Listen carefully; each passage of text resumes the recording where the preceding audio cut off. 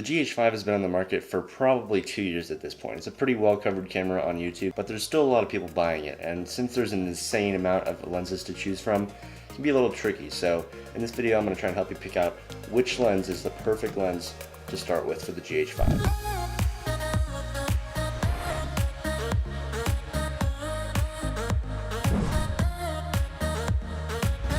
To save time up front, I'm just going to be honest with you, it's the Sigma 18-35. This lens is such a holy piece of art because when you pair it with the GH5, not only can you get its extremely fast aperture and sharpness, but you can essentially get a 25 to 135 millimeter ratio in one lens at a constant f2.5 aperture. Now hold on a second, Davis, what the heck, where'd you get those numbers?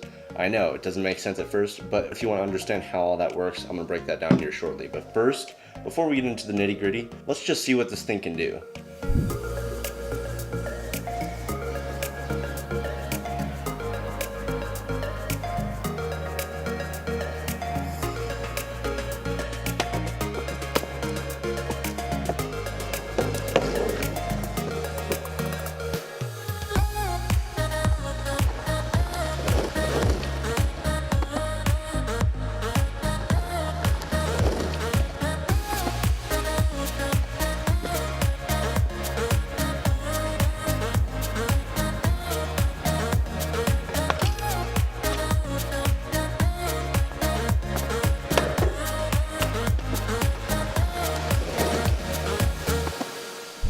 Every one of those shots was shot on the GH5 paired with a speed booster and this lens right here. You're probably wondering at this point, Davis, how the heck did you get all that range from this one lens? It's only 18-35. Well, yes, it might only have an 18-35 millimeter range on here, but when you pair it with the GH5, you can actually crop in on the sensor to capture a much tighter shot than the actual lens is providing.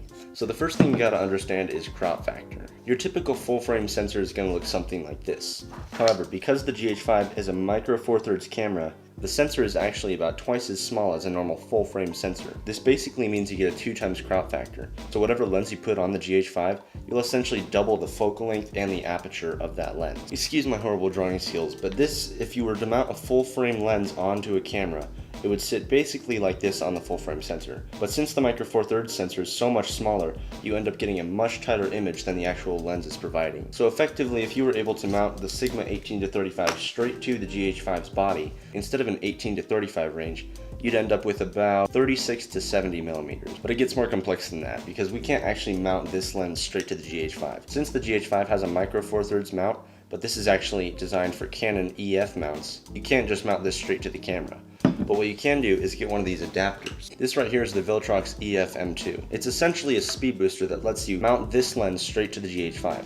And in the process, it actually takes all the light coming through the end of the lens and it compresses it onto a smaller size so that more of the light will fit onto a micro four thirds sensor. And the end result is that you get a wider image. So effectively, when you mount the Sigma 18-35 to the GH5 with a speed booster, you end up with a 25 to 49.7 focal range. So basically 25 to 50 millimeters. However, it doesn't stop there because, as I mentioned, the GH5 has a built-in teleconverter. Since it is a 6K sensor, it has enough resolution there to be able to crop in without losing quality. So if you're shooting in 4K, you can punch in 1.4 times, which turns it into about a 36 to 70 lens. So right out of the gate, when you pair this to the GH5, you now have a 25 to 70 millimeter range in 4K at f2.5. But the teleconverter can actually punch in 2.7 times if you shoot in 1080p, which turns it into about a 69 to 134 millimeter lens. So you have that entire range from 25 to 135 millimeters at a constant aperture with one lens. Now granted, beyond 70 millimeters it is shot in 1080p,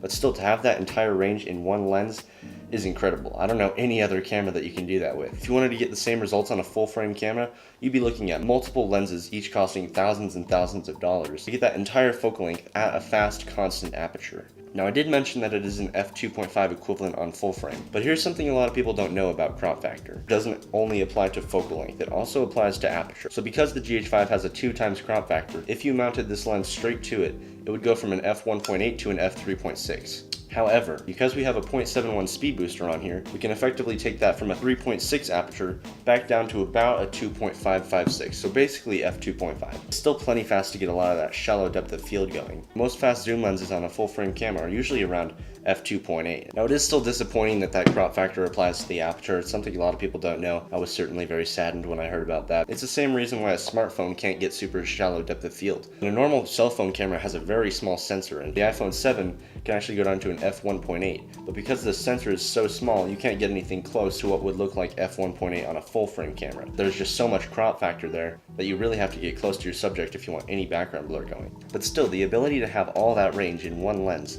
from 25 to 135 millimeters, like I said, I mean, you can't really get that anywhere else. That's more than 110 millimeters of range. Really, if you want to become a cinematic god using nothing but the GH5 and one lens, this is the lens for you. Obviously, no lens comes without its compromises, and this lens is no different. So there are a few things that you want to be aware of if you go to buy this lens, but to me, they're personally not that big of a deal. The first one, obviously, is the weight. It's a little bit on the heavier side, which might bother some people. Personally, it doesn't bother me. I actually think of it more as a plus, because when you're shooting with something a little bit lighter, like a phone where you're jittering around and you can't hold anything still, it's a lot harder to get a smooth shot with something that's lightweight as opposed to something that's a little bit heavier. It's just naturally going to weigh your arms down. And yes, it will get tiring, but honestly, just work out. You'll be fine. Second big con of this lens, it's not weather sealed. So you can't really take this thing out in heavy rain or anything like that with too much confidence. That's something that you're probably going to want to get a rain sleeve for. So again, something you can still work around, but it would obviously be great if weather sealing was just built straight into this thing. The third and probably biggest issue that I have with this lens is the autofocus. Now obviously, if you're buying the GH5, you probably don't have very high expectations for autofocus anyways, but just be informed, if you're wanting to use continuous autofocus with this lens, you're going to get a brutally obnoxious autofocus sound.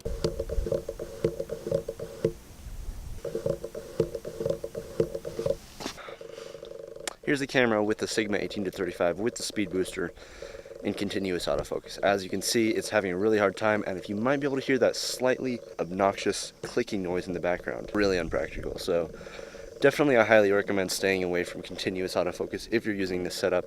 That said, if you're just going to be doing some vlogging, what you can do is actually throw the camera to manual focus and the lens to autofocus, and all you have to do is tap the screen and it'll snap you right into focus, and you'll stay there because the camera is in manual focus.